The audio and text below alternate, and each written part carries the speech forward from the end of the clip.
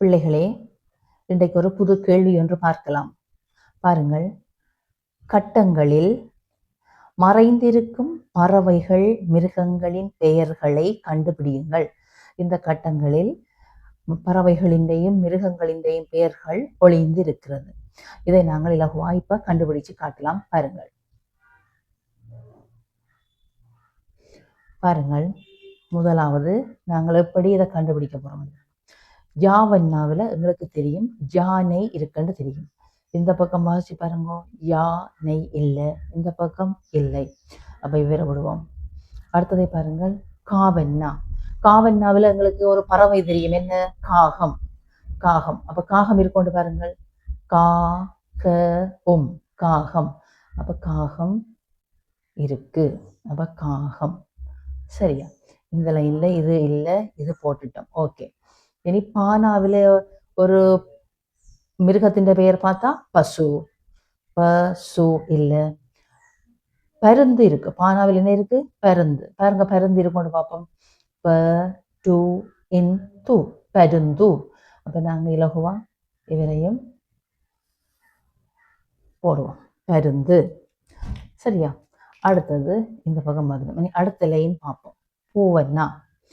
பூவண்ணாவில் டக்குன்னு தெரியும் எங்களுக்கு என்னது இருக்கு? ஒரு மிருகம் இருக்கு, என்ன? பூனை. பூனை இருக்கு.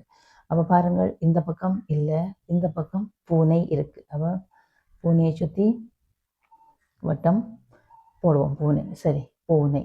இனி மானா. மானாவில் என்ன மிருகம் இருக்கா? மாவண்ணாவில் மான் தான் இருக்கு, மானாவில் இல்லை. அப்ப மானாவில் பறவை பார்த்தா மயில். மயில் இருக்கு. ஜி இங்கால இருக்கா? எதுவும் இல்லை. அப்ப இந்த பக்கம் வாசிச்சு பாருங்க, மயில். அப்ப மயிலை சுத்தி போடலாம். அடுத்த எழுத்த பாருங்கள், கூனா. கூனாவில் என்ன இருக்கு? மிருகங்கள் என்று பார்த்தா குரங்கு இருக்கு, கூட்ட இல்லை. கூனாவில் குருவி இருக்கொண்டு பாருங்க, குருவி. அப்ப குருவியை சுத்தி போட்டாச்சு. அப்ப இந்த லைனும் ஓகே. இந்த லைன்ல பாருங்க, நாவெண்ணா இருக்கு. நாவெண்ணா இருந்தா எங்களுக்கு தெரியும் பறவைகள் இந்த பேர் பார்த்தா நாரை, நாட்டை இல்லை. மிருகங்களை பார்த்தா நாய். இந்த பக்கத்துக்கு இல்லை, இந்த பக்கம் பார்த்தா நாய் இருக்கு. அப்ப நாயை சுற்றி. இனி அவதானியங்கள், இந்த லைனும் எங்களுக்கு எடுத்து முடிஞ்சிட்டு. இனி கடைசி லைன் ஓனா. ஓனாவில் என்ன இருக்கு? ஒட்டகம் என்ற ஒரு மிருகம் இருக்கு. பாருங்க, ஒட்டகம் இருக்கொண்டு பார்ப்போம். ஒட்டகம். அப்போ ஒட்டகத்தை சுற்றி என்ன செய்யலாம்? வட்டம் போட்டு. இனி நீங்க என்ன செய்யணும்? ஒவ்வொரு எழுத்துக்களையும், ஒவ்வொரு பறவைகளையும், மிருகங்களையும் செப்பரேட்டா எழுதி பழகவும். ஓகே பிள்ளைகளே, அவதானியங்கள். ககர வரிசையில் எழுதுவோம். ககர வரிசை என்று சொன்னால் பாருங்கள், எது ககர வரிசை?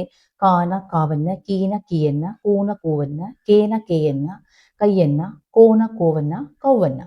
இந்த எழுத்துக்கள் தான் ககர வரிசை. இந்த ககர வரிசைக்கான சொற்கள் இதுல தரப்பட்டிருக்கு. பாருங்கள், கிண்ணம், கடல், குதிரை, காகிதம், கூரை, கௌதாரி, கேள்வி, கொக்கு, கைகள், கோலம், கீரை, கெட்ட. பாருங்கள், கானா. கானாவுக்கு பொருத்தமான கானா ககர வரிசை எழுத்து என்ன? இது கடல். கடல். அடுத்ததை பாருங்கள், காவண்ணா. காவண்ணா எழுத்து எங்க இருக்குன்னு பாருங்க, கிண்ணம், கடல், குதிரை, காகிதம். காவண்ணா இங்க இருக்கு, காகிதம். அப்ப காகிதம். ஓகே. அடுத்தது பாருங்க, கீனா. கீனாவில் என்ன இருக்கு? டக்குன்னு பாருங்க, கிண்ணம். அப்போ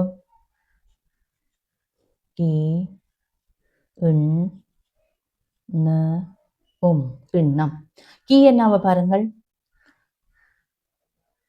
காகிதம், கூரை, கௌதாரி, கேள்வி, கொக்கு, கைகள், கோலம், கீரை. கீரை இங்கே இருக்கு, கீரை. கூனா பாருங்கள், கூனாவில் என்ன? குதிரை.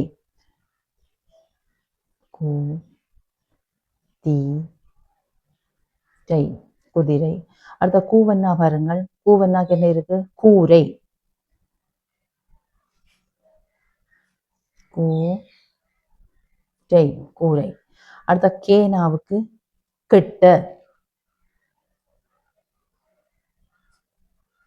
கெட்ட. கேஎன்னாவுக்கு கேள்வி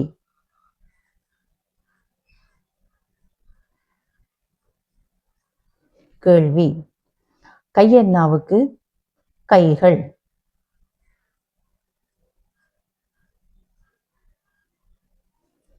கோனாவுக்கு கொக்கு.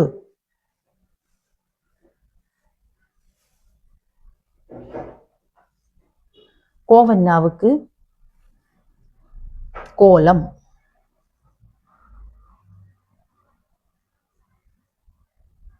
கௌவன்னாவுக்கு கௌதாரி.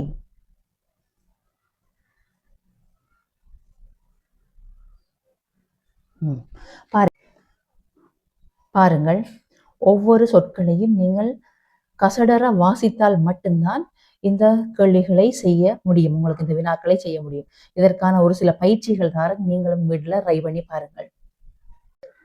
பாருங்கள், பயிற்சிகள்ல நகர வரிசை சொற்களையும் தந்திருக்கிறேன், நகர வரிசை எழுத்துக்களையும் தந்திருக்கிறேன். இதை கொண்டு நீங்கள் இந்த நானாக்கு பொருத்தமான சொற்களை நீங்களே இதுல தேடி போட்டு செய்யுங்கள். ஒரு பயிற்சி.